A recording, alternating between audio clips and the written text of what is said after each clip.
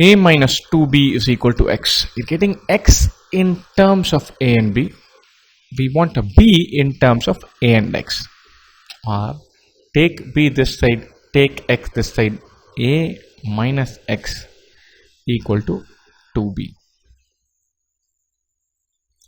2 times b is a minus x. B is half of a minus x. A minus x by 2.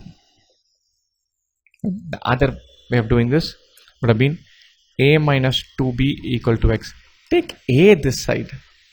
Minus 2b is x minus a, or 2b is a minus x.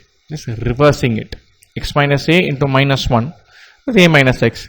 This is minus 2b, so plus 2b will be the opposite sign. Or b is a minus x divided by 2. It's not a minus x, not 2a minus x. It's not this. So manipulating equation, moving from one side to another. If it is plus this side, it will become minus that side. Minus becomes plus. Into becomes division.